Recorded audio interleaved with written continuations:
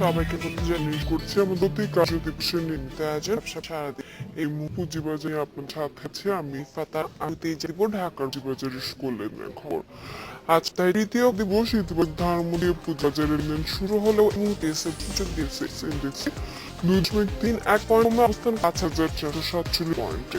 এছাড়া অন্য যে সূচক রয়েছে ডিএস30 সূচকটি অবস্থান করছে 225 পয়েন্টে বেড়ে 0.1 পয়েন্ট, আর সৌরভিত্তিক সূচক এই মুহূর্তে অবস্থান করছে 1,059 পয়েন্টে কমছে 0.3 পয়েন্ট।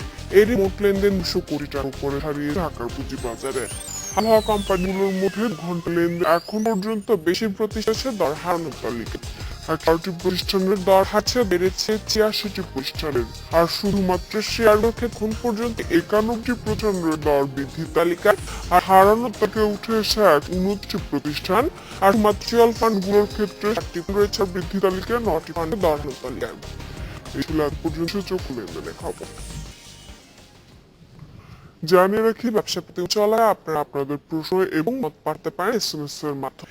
পাঠাতে বিআইএর ওলি পেজ দিয়ে আপনার নাম এবং প্রশ্ন কিনে 1232 নম্বরে যে কোনো মোবাইলতে পুঁজিবাজার এবং সামু অর্থ নিয়ে আলোচনা করতে আজ আমাদের সাথে আছেন সে ফার্ম উইথ হংকং এর পার্টনার মোহাম্মদ ফুরকান।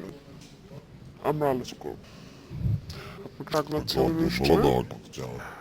আমরা জানি যে কিছুদিন আগে আমাদের বাজেট পেশ হয়েছে 2017-18 বাজেট, এবং বেশ কয়েকটি বিষয়ে খুবই আলোচনা। তার মধ্যে হচ্ছে ব্যাংকে আবগারি শুল্কের বিষয়টি উঠে এসেছে, আবগারি শুল্ক বাড়ানোর সিদ্ধান্ত নেওয়া, সেটাতে সঞ্চয়পত্রের কমানোর বিষয় কিন্তু উঠছে। তো এই দুইটা কিভাবে পুঁজিবাজার থেকে কিভাবে আমরা মুক্ত করতে পারি অথবা সমন্বয় সম্ভব আপনার মনে হয়? আপনি বাজেট তো আসলে আমরা প্রপোজ বাজেট ডিসকাশন হবে, তারপরে গিয়ে এটা চাষ হবে।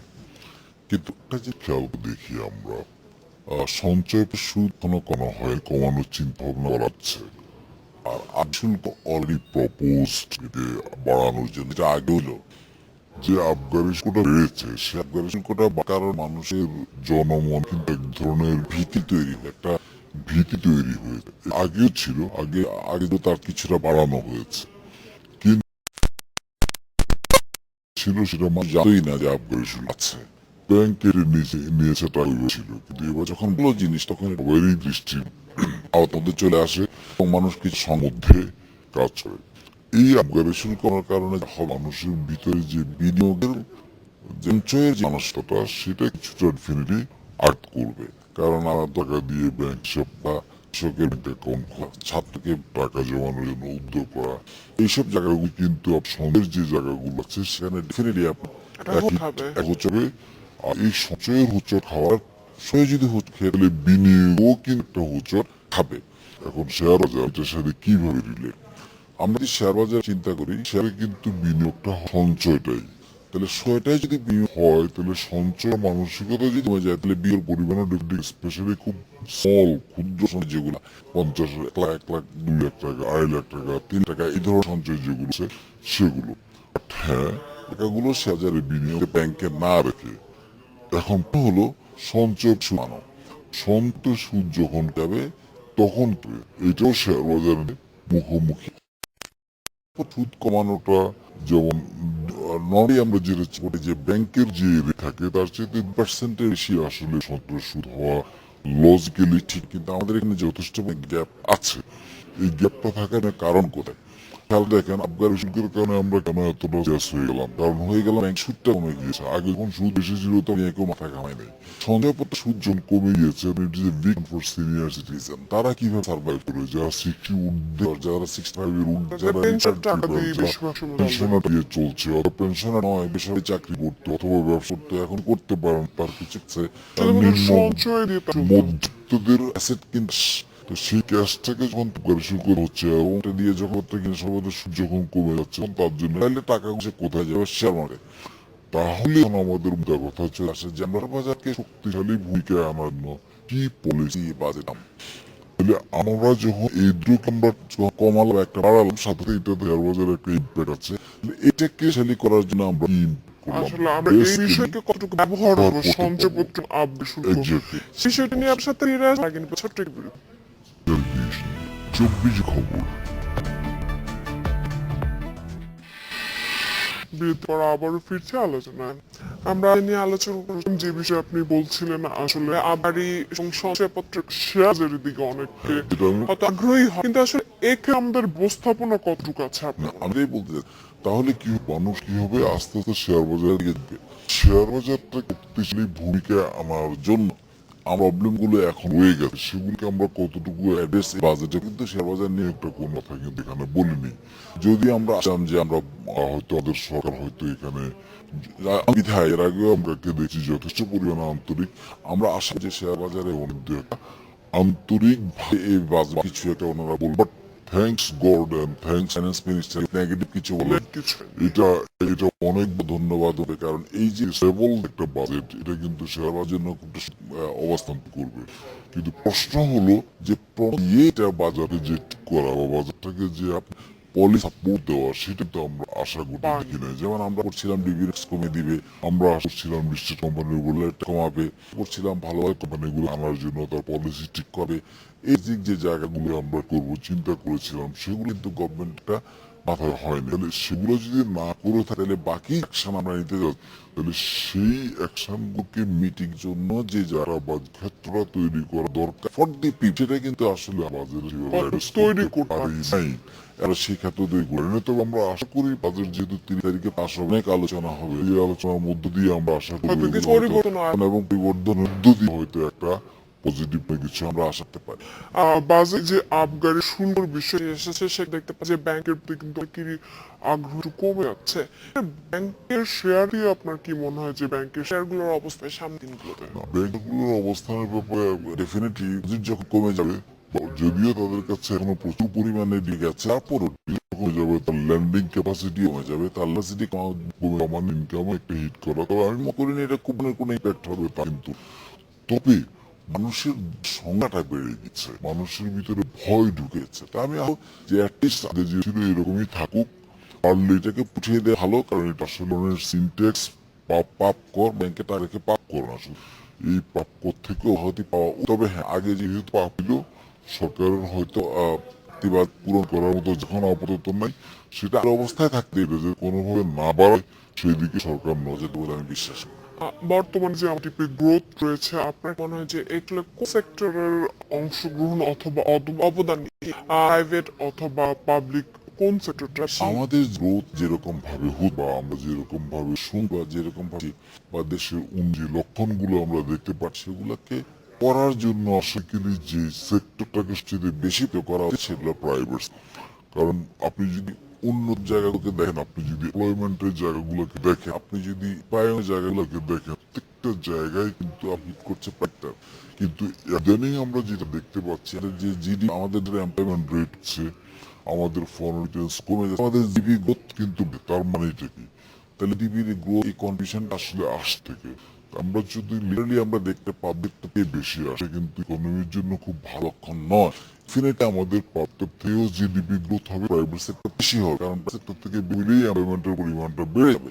প্রাইভেট সেক্টর থেকে ডেভেলপমেন্ট কাজ গভর্নমেন্ট হাতে নিচ্ছে, বড় বড় প্রজেক্টগুলো হাতে নিচ্ছে, যেন ওই প্রজেক্টগুলো থেকে কিন্তু বেশ কিছু পরে জিডিপি গ্রোথ কিন্তু আমার হচ্ছে। প্রাইভেট সেক্টরটা এখন কিছুটা কিন্তু স্থিতিশীল হয়েছে, এবং এতে করে বিনিয়োগ কিন্তু গেছে, বিলিয়ন অফ ডলার দেশের বাইরে চলে যাচ্ছে, মানুষ ইনভেস্টার সাহস পাচ্ছে বা সাহস হচ্ছে না। তাহলে রিজন গুলো কোথায়? আমার পলিটিক্যাল স্টেবিলিটি আছে, কিছু ঠিক আছে, তাই মানুষ কেন বিনিয়োগ করছে না? বিনিয়োগ গ্রহণ হওয়ার জন্য একমাত্র রিজন যদি আমরা খুঁজতে চেষ্টা করি, এজ অফ বিজনেসকে সহজীকরণ করা, এবং আমাদের যে ট্যাক্স ব্যবস্থা, কর ব্যবস্থা, এই সহজীকরণ করা, এরকম সহজলব্ধি করা যায়, তখন দেখা যাবে। তো নর্মালি একটা বাচ্চা কোম্পানি যেটা পাবলিক সেক্টর থেকে আমাদের জিডিপি গ্রোথে কন্ট্রিবিউট বেশি হয়ে যাচ্ছে, সেটা ডেফিনেটলি প্রাইভেট সেক্টরে আমাদের প্রাইভেট সেক্টরে যে রেশিও, সেটাকে আমরা বলছি গ্রোথ 31 এর মতো হবে, এবং আমরা যেটা বলছি কিন্তু 39 হওয়ার কথা, সেটা হয়নি। ঠিক হবে আমরা বুঝতে পারছি। এই জায়গাগুলো যদি আমরা ভালো করে দেখতে পারি, তাহলে কিন্তু এটা লং রানে দেশের ইকোনমির জন্য খুব ভালো কোনো এক্ষেত্রে আরো বিষয় কিন্তু লোকীয় আমাদের দেশে আমরা নিয়ে যে ওগুলো ইকোনমিক জোন হচ্ছে, যে বিনিয়োগ ক্ষেত্র তৈরি হচ্ছে, কিন্তু সেখানে নিয়োগ না করে এখন বড় বড় নিয়োগকারীরা আমরা দেখতে পাচ্ছি বাইরে বিনিয়োগ আগ্রহী হচ্ছে। এই বিষয়টি কেন হচ্ছে আপনার কি মনে হয়? যাদেরকে যে আপনি কর ব্যবস্থা কথা বলছেন, সেই ব্যবস্থা বেশি জটিল হয়ে যাচ্ছে, নাকি সবকিছু নিয়ে আসে?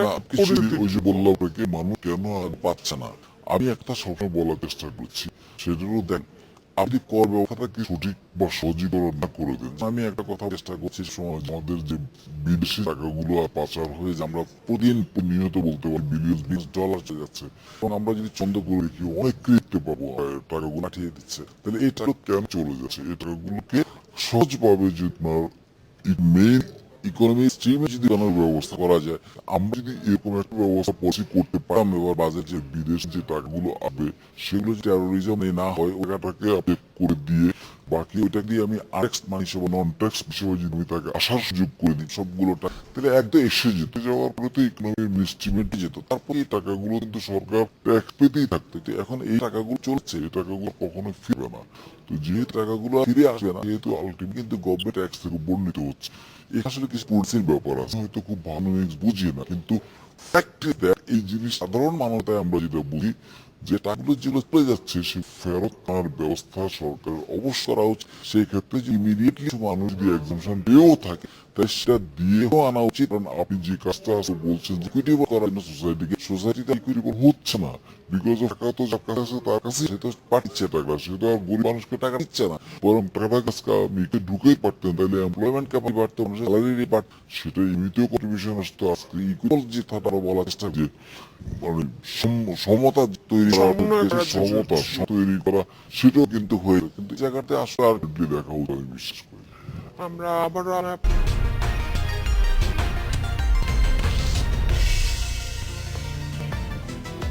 আবারও আমন্ত্রণ জানাচ্ছি ব্যবসা পথের স্বাধীন অনুষ্ঠানে ফিরতে। আমরা অর্থনীতি নিয়ে আলোচনা করছিলাম, বাংলাদেশে যে গ্রোথ রয়েছে সেই সাথে কর্মসংস্থানের অনুপাত মনে হয় আমাদের দেশে কিন্তু এমপ্লয়মেন্ট রেট এভাবে হওয়ার কথা আমি একটু আগে অ্যাড্রেস করার চেষ্টা করেছি। আপনি যদি একটু খেয়াল করে দেখেন যে ভারত, সেখানেও যদি আমরা দেখি, যদিও ভারতের ইকোনমি আজকে এত বড় যে আমাদের সাথে কম্পেয়ার করা ততই নর্মালি দেখা যাচ্ছে যে ওদের 100 টাকা যখন হচ্ছে, তখন 100 টাকা জিডিপি গ্রোথের সাথে কমপক্ষে 50 জনের কর্মসংস্থান হয়, আর আমাদের টাকা যে গ্রোথের সাথে কর্মসংস্থান হচ্ছে মাত্র 20 জন। আপনার মনে হচ্ছে হিউজ পরিমাণে এগেন প্রাইভেট সেক্টর ইনভেস্টমেন্ট গ্রোথটা কিন্তু ওখান থেকে আসতে হবে। তাহলে এই যে গ্রোথটাকে যে কর্মসংস্থানের জায়গাটুকু একটু আগে যেটা আমার বলা যে কর্মসংস্থানের জায়গায় কিন্তু পাবলিক সেক্টরে অতটা হয় না, পাবলিক সেক্টর ফ্যাসিলিটেট করছে, কিন্তু প্রাইভেট সেক্টরকে যদি নিয়ে আনো না যায় তাহলে কিন্তু একটু কঠিন হয়ে যাচ্ছে। হচ্ছে যে প্রাইভেট সেক্টরকে সেভাবে আগানো যাচ্ছে না বলেই কিন্তু আনএমপ্লয়মেন্টের জিডিপির সাথে এমপ্লয়মেন্টের যে রেশিওটা সেটা কিন্তু পুয়ার। এটা কিন্তু ডেফিনেটলি আমাকে ভালো করতে হবে। আমরা জানি কিছুদিন আগে মাত্র বাজেট আমাদের পেশ করা হয়। আপনার কি মনে হচ্ছে প্রস্তাবিত বাজেট যেটা সেটা মানুষের ক্রয় ক্ষমতার উপর কতটুকু প্রভাব পড়বে? আমরা দেখি মানুষের ক্রয় ক্ষমতা অলরেডি 8% কমে গেছে, অলরেডি 8% কমেছে। তাহলে এটা কি হবে? এই বাজেটে কিন্তু মানুষের ক্রয় ক্ষমতা আর বারে কিন্তু বলা হতো যে ক্রয় ক্ষমতার উপরে দাম বাড়ে না, মানুষের ক্রয় ক্ষমতার উপরে প্রভাব পড়বে না, কিন্তু এবং এনবিআর চেয়ারম্যান বার বলছে কি বেসিসে বলছেন? আমরা যদি সিম্পল অ্যাকাউন্টিং বুঝি, সিম্পল ম্যাথ বুঝি, তাই না, এটা ওনারা বুঝছে না। খেয়াল করে দেখেন, আপনার ইলেকট্রিসিটি ভ্যাটের কারণে আপনার গ্যাস বিল বেড়েছে, আপনার পোশাক আশাকের দাম বেড়েছে, শুধুমাত্র প্রয়োজনীয় যে জায়গাগুলো আপনি হোটেলে খাবেন, রাস্তার হোটেলকে ডিফাইন করা হয়েছে, ওই জায়গার কিছু জায়গাগুলো ছাড়া সে চাল ডাল তেল লবণ মরিচ এই জায়গাগুলো এগুলাতে ভিড়, সেগুলো যদি আপনি একটা ডিপার্টকে কেনেন আমাদের জেলায় কিন্তু আবার কিন্তু আছে, তাহলে কোথায় কি কারণে পাবে না? এখন দেখি তো একটা রিজন। দ্বিতীয় রিজন হলো একটা কাজ যে আমার ক্রয় সময় আছে সেটা তো আরো বাড়ানো। আমাদের 5% ইনফ্লেশন কিন্তু আমাদের এটাকেও হয়নি। জনাব ফুরকান আমাদের অনুষ্ঠানে আসার জন্য আপনাকে অসংখ্য ধন্যবাদ। এই ছিল আজকের আয়োজন। আমাদের